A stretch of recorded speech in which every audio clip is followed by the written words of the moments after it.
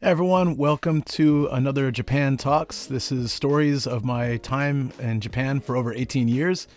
I'd like to share them with you here. If you're watching on YouTube or you're listening on any of the Content Crush podcast platforms, I appreciate that very much. Thank you for being here, and let's get started with the story of how I ended up on Japanese TV and almost lost everything. And as dramatic as that sounds, it kind of happened, so let me get started with that. I don't know if you've ever seen Japanese TV, but Japan as a society is a little bit more reserved on the outside, and then when it comes to entertainment like drinking or television, they're absolutely insanely out there, funny, crazy.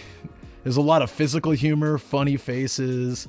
It's a very different style. The most popular ones being variety shows where they take comedians, actors, talents, even TV personalities that have just grown into the role over time, put them in funny scenarios or, have them go out and do things. There's a lot of travel content as well.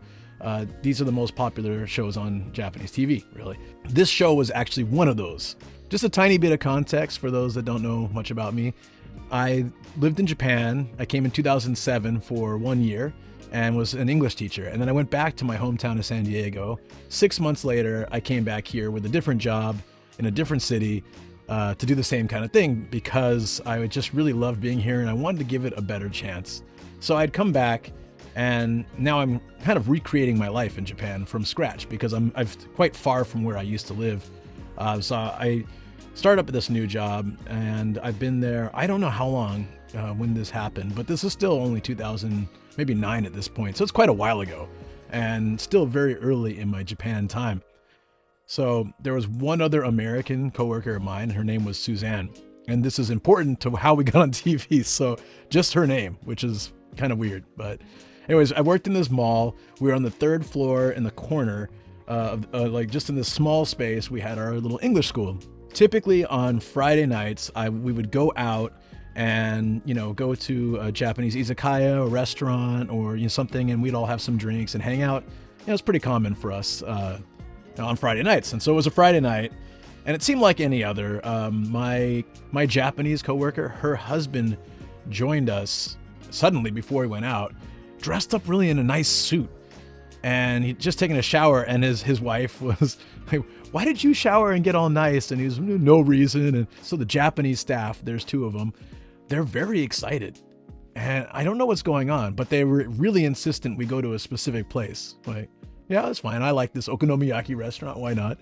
And so we're walking behind the mall, which is kind of an area not a lot of people walk, which is what made this kind of surprising. Maybe they chose that or something. My coworker and I had no idea what was going on. So we're walking down that path, and there's a woman standing on the sidewalk, just kind of waving to us. There's no one else around. There's some cars driving by, but pretty much nobody else around. There's a van parked down the road, which I'm guessing people were hiding behind. Anyways, I see her, and I'm thinking, okay, she looks so familiar. And I've been watching a lot of Japanese TV to work on my Japanese, but I didn't connect the dots right away. She looked familiar, and I thought, oh, maybe she's one of the parents of one of the children I teach. So I taught all ages from 2 years old to 70 years old. So I thought, maybe it's one of the parents of the kids, because I don't think it's one of my students. So I wave back, and we're walking up, and then suddenly a crew just ambushes us from, I'm guessing, behind that van. They've got cameras. I think they had 1 or 2 cameras. It was all so fast, I can't remember it all, but they at least had 1 camera. They had a guy with the mic. They have someone with lighting because it was, nighttime. And they just, I kind of immediately realized this is that woman I've seen. Her name is Suzanne, professionally. She's a talent, and she's been on tons of TV shows. At this time, she was super popular. Her role oftentimes was to have to answer really difficult questions that she couldn't, or, she reacted to things on TV. So I definitely knew who she was, and it would just hit me. And I have no idea what's going on. What is happening? And she looks to my friend, my coworker, Suzanne, and she says, "Hi, I'm Suzanne." My friend, and this on the TV show is really funny. My friend just got to Japan. She's never watched Japanese TV. She has no idea. And her name's Suzanne. She's walking up with her coworkers and friends, and then suddenly some random Japanese lady and a camera crew come up, and this lady says, "Hi, I'm Suzanne." It's like her name, right? So she just goes, "Really?" And on the TV show, and I'll explain in a second, her saying "really" made the celebrity Suzanne lose this sort of bet. And so it was kind of epic for her, and the TV show played it 3 times. It was like, "Really? Really? Really?" They did it exactly like that. So it turns out there was a show called Million Dice. I don't think it's around anymore. And for the life of me, I can't find this episode anywhere. If you guys can find it, someone post me a link. I'd love to see it. I recorded on this tiny phone before smartphones with my Japanese OneSeg, which was like the TV receiver. You could watch TV shows on this phone. So I recorded there. I cannot access it anymore without somehow starting up the service, unfortunately. So when I try to go with recordings, it just won't let me into the app at all. I keep it around because maybe one day I'll be able to get it off. But so this show, Million Dice, they would give these celebrities sort of a challenge, as far as I understood from watching it. Again, my Japanese wasn't very good at the time, but from watching it, it seems like they'd give celebrities some kind of challenge. If they could complete that challenge, they can roll a big die and then win some money from it or something like that, depending on what they roll on that giant die. This celebrity, Suzanne, her challenge on the TV show was to find someone else with the same name. She's using a stage name that's foreign. So they wanted her to find someone else in Japan with the same name, approach her. They had this little animation for it, like approach her. If that person recognized her, then she won the challenge. So it's like, "Oh, I know you because I'm also a Suzanne," and then they have some banter or a conversation. Then she wins the challenge and can roll the giant die, right? They show her going on the internet and researching, and they show her profile from my school, because we all had our photos and like a little profile about us, like, "Hi, my name is Luke. I'm from San Diego, California. I really love traveling, blah, blah, blah." So they found her profile on my school's website. They're blurring out some of the stuff about our school, obviously, but I can see even her face is blurred, but I can see it's her completely because I know the profile from the website. And so they're like, "Oh, it's Saitama. Wow, okay, it's so far." So they go out there, and this is where they had called my boss, and the boss had talked to the head teacher, and the head teacher had called her husband, who had come and joined us. And they just kept us in the dark. They didn't want to tell me because they were afraid that I would give it away. And they were 100% right, because I am not good at hiding things. And if I knew I was about to be on Japanese TV, I also would have been like sprucing up and doing all this. Like I was just wearing my cheap shirt and tie because I worked with kids a lot, and the kids would, pull at my tie and my clothes and stuff. So I wasn't dressed up at all. I didn't look the part. I was thinking I'm going to go get food and drinks. That's all I had on my mind. But I'm still glad they didn't tell me, because it made it all very exciting. One thing I didn't mention is, like, when the camera crew ran up, I put my bag down, and that's going to be important later because I had this giant backpack with everything in it. Obviously, the celebrity Suzanne is disappointed, but she's still sweet. She was very nice, and she's explaining to my friend Suzanne what's happening. The Japanese staff are kind of shocked, and they're really quiet.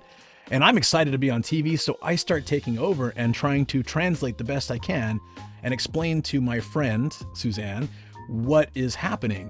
And so I am talking to her about it. One of the Japanese staff kind of snaps out of it. She's like, why are you translating? Maybe I should do that. I'm like, okay, go for it.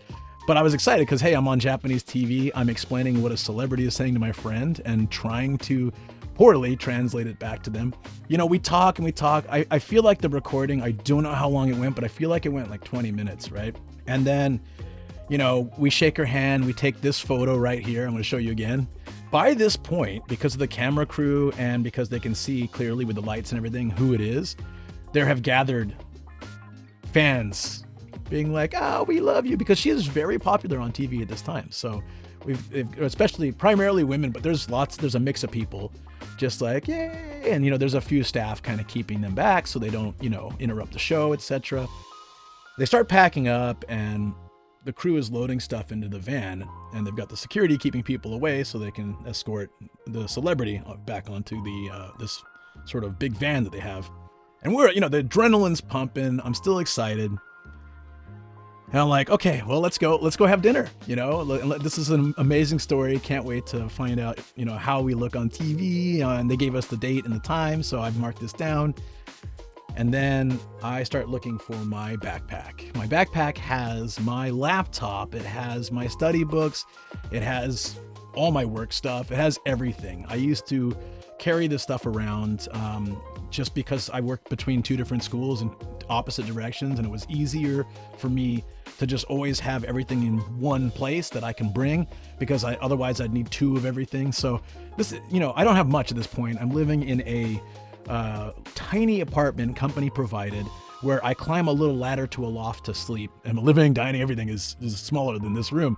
So my life is in this bag, and I'm looking around and I'm panicking because I feel like someone stole it, but there's been no one around us except my coworkers and the camera crew.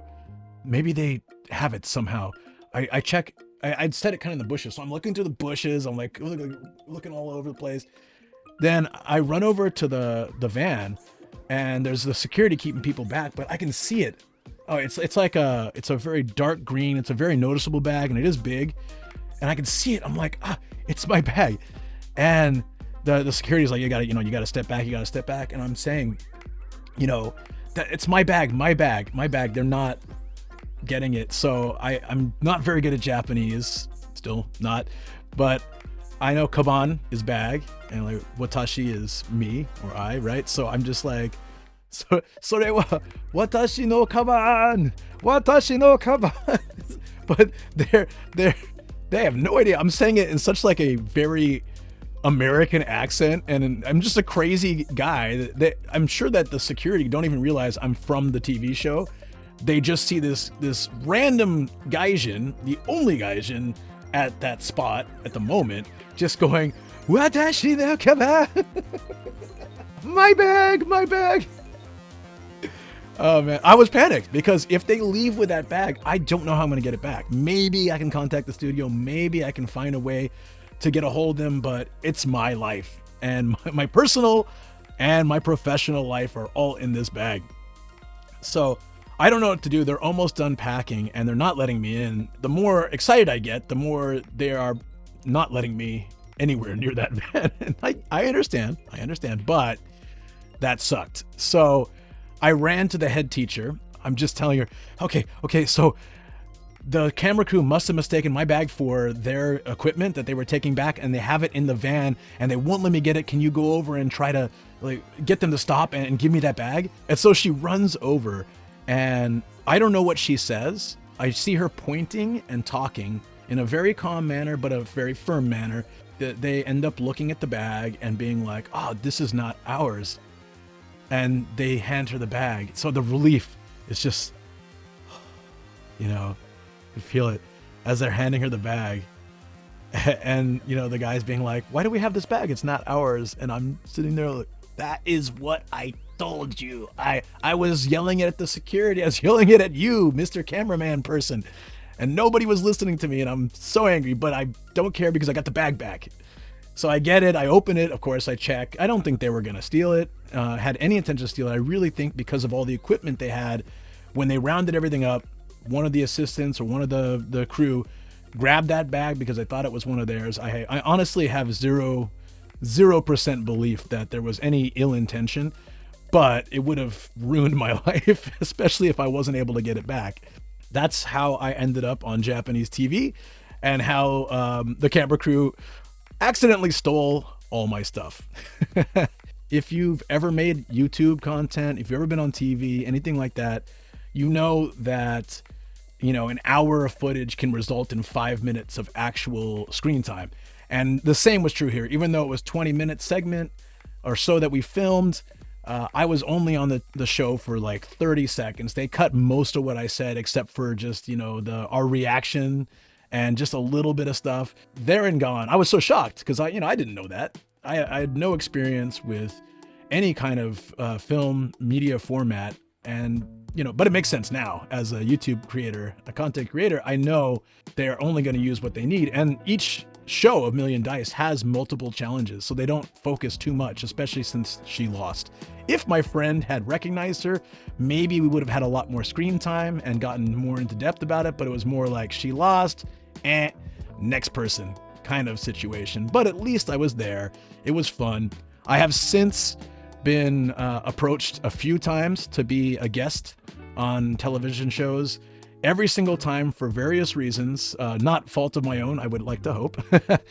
Usually it was scheduling conflict, or I was in a backup position for someone else, or other things like that. I haven't yet to get back on Japanese television. One time I was interviewed by a Japanese TV show for if Japanese wives are nicer than American wives. And they were trying to steer me in that direction, but I had no idea what they were talking about. And so they didn't end up using my segment. And then I was carrying a guitar one time through Tokyo to go to a performance with some friends. A TV show about music stopped me, and they asked me a lot of questions.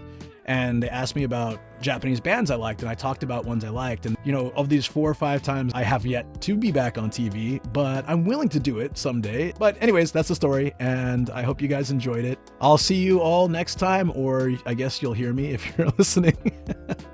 But thanks again. Make sure to hit like if you enjoyed the story, and check out the other stories on the Content Crush, or my travel and Japan content videos on YouTube. And I also stream on Twitch, so if you like stories like this, I tell them all the time as I'm driving, biking, and walking throughout Japan. So don't forget to go check it out. Lots of love to you guys. See you all soon.